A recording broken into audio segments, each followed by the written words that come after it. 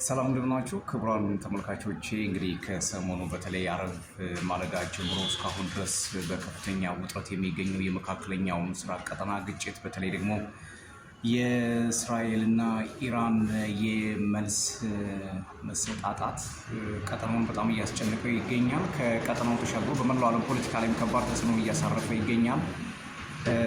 ኢራን ከፍተኛ የሆነ ጉዳት ደርሶባታል። በተለይ የጦር መሪዎቿ እጅግ በጣም ዘመናዊ የሆኑ እጅግ በጣም እውቀት የነበራቸው የወታደራዊ አዛዦችና ሳይንቲስቶች ወድቀውባታል። እስራኤልም በአጸፋ ምላሹ ከባድ የሆነ ጥቃት ደርሶባታል እየተባለ ይገኛል። እንግዲህ እስራኤል 200 ጀቶች በማሰማራት ነው እንግዲህ ጥቃት የፈጸመችው በቴህራን ዋና ዋና ቦታዎች ላይ በተለይ ደግሞ 5 ከተሞች ላይ ትኩረት የተደረገ ጥቃት እንደነበር ነው።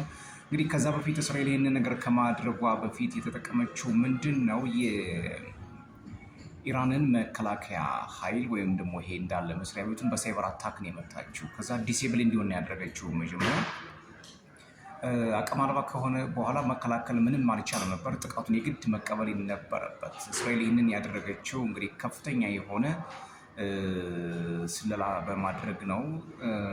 እንግዲህ ይህን ጥቃት እስራኤል ብቻዋን አላደረገችውም። ኢትስ ክሊር ዳት ከኋላዋ እነማን እንዳሉ ግልጽ ነው። ዶናልድ ትራምፕ ግን እጅ የለበትም በመካከለኛው ምስራቅ ጦርነት ምንም አይነት ጣልቃ አልገባንም እያለ ነው። ተመልሶ ደግሞ የባሰ ነገር ከመጣ ደግሞ እጃችን ማንሳታችን አይቀርም ይላል። ግራ የሚያጋባ ሰውዬ ስለሆነ እንግዲህ የእሱን ፖለቲካ አንደርስታንድ ለማድረግ ትንሽ ይቸግራል። ዋናው ትልቁ ግን አሁን እስራኤል የተጠቀመችው ስልት ደግሞ ሳይበር አታክ ነው። ሳይበር አታክ የመጀመሪያ የመከላከያ ሚኒስቴሩን ማድከም ነበር። የኢራንን የመከላከያ ሚኒስቴር ሳይበር አታኩን አስቀድማ ጥቃት ያደረሰችበት። ከዛ ጥቃት በኋላ ነው እንግዲህ ወደ ዋናው በ200 ጀቶች የታገዘ ከባድ ጥቃት ያደረገችው ማለት ነው። ሌላው እስራኤል ላይ ከባድ ጥቃት ያደረሰችው ኢራን የእስራኤልን ዲፌንስ ፎርስ ወይ ደግሞ መከላከያ ኃይሉን በተራሷ ደግሞ ጉልበት አሳጥተው ነበር። ኢንተርሴፕት ለማድረግ ለጥቂት ሰዓት ተቸግረው ነበር። ነገር ግን ሁሉንም በሚባል ደረጃም ኢንተርሴፕት ለማድረግ ቢሞክርም ነገር ግን በሃይፋ በማዕከላዊ ኢየሩሳሌም እና በቴል አቪቭ አካባቢ ላይ ከፍተኛ የሆነ ጉዳት ደርሶበታል። የእስራኤል ጦር አሁንም እስራኤል ከፍተኛ የሆነ ድብደባ እያካሄደች ነው። ኢራን ደግሞ የእውነት ቃል 3ኛ የሚል አዲስ ዘመቻ ከፍታ ጥቃቷን እያካሄደች ትገኛለች። እንግዲህ መካከለኛው ምስራቅ ቀጠና ወደ የት ይሄዳል የሚለውን አብረን የምናየው ጉዳዩ። ነገር ግን ዓለምን በጣም እያስጨነቀ ያለው ወደ አርማጌዶን ወደ ኒውክለር ጦርነት ያመራል የሚል ስጋትም እየጋረጠ ይገኛል። እንግዲህ እኔም መረጃዎችን ቶሎ ወደ እናንተ አደርሳለሁ።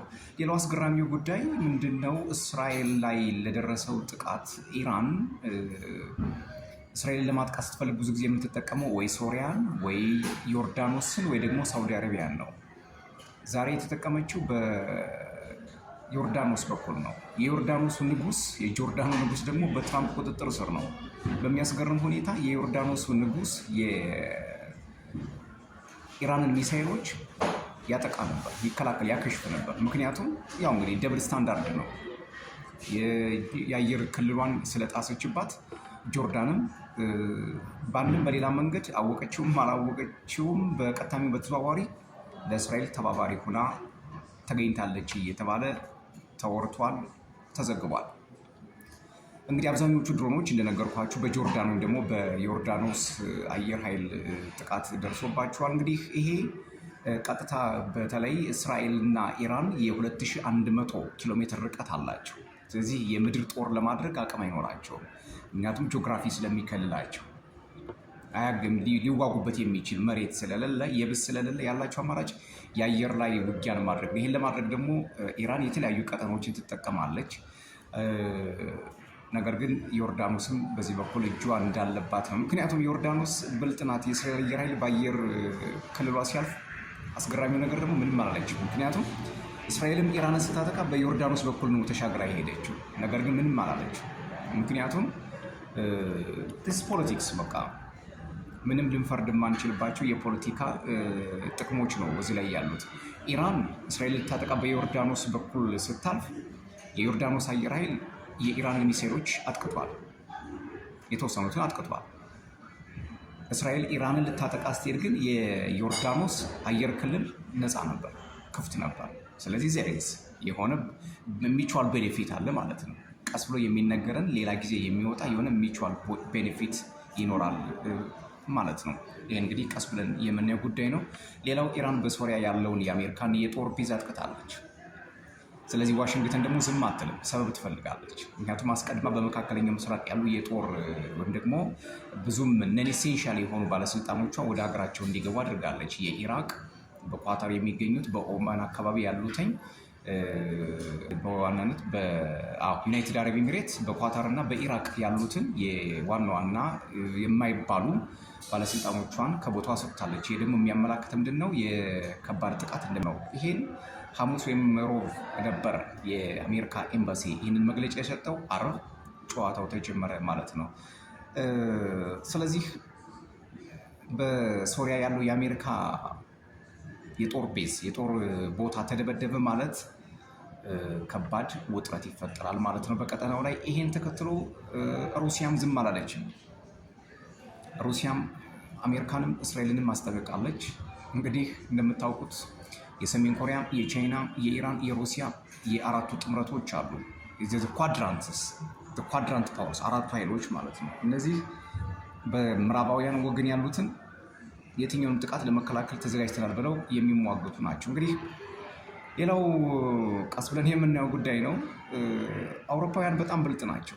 አሁን በየትኛው አቅጣጫ ቢሆን ሰላም ሰላም ሰላም እያሉ ነው ያሉት። ኢራን እስራኤልን እጅግ በጣም ጉዳት ብታደርስባት ኖሮ አውሮፓውያን ይነሱ ነበር። እስራኤል በኢራን ላይ ጉዳት ስታደርስ ግን ጥቃት ስታደርስ ግን የሚሉት መግለጫ ምንድን ነው? ሰላም ይምጣ፣ ድርድር ይደረግ፣ ዓለምን እየረብሿት ነው፣ መካከለኛው ምስራቅ ቀጠና እየተናወጠ ነው፣ ስለዚህ ይሄን ውጥረት ማርገብ ይኖርባቸዋል የሚል ስብከታቸውን ይደረድራሉ። ግን ለሚቴል ዘ ትሩስ አንድ እውነት ግን የምነግራችሁ ምንድን ነው?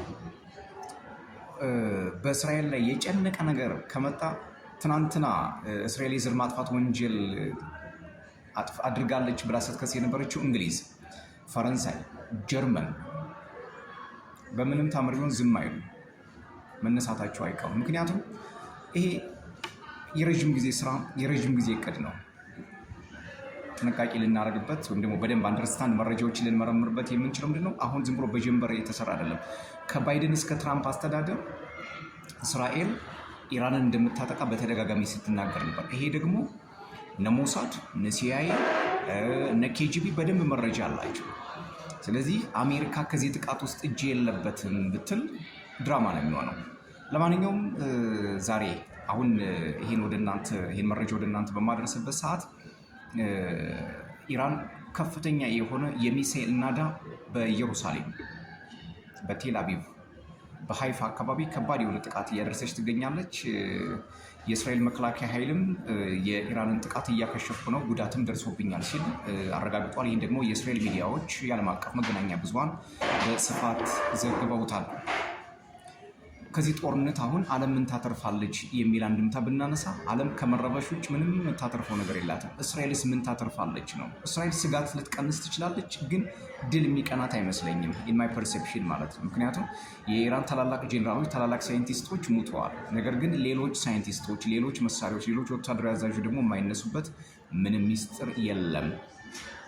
ሌላው እንግዲህ እስራኤል ይህንን በኢራን ላይ ያደረገችውን ዘመቻ የማያንቀላፋ አንበሳ በሚል ሰይሟለች። ባለፈው በጋዛ ላይ ያደረገችውን ዘመቻ ሰረገላ ጌዲዮን በሚል እንደሰየመች ሁላችንም የምናውቀው ነው።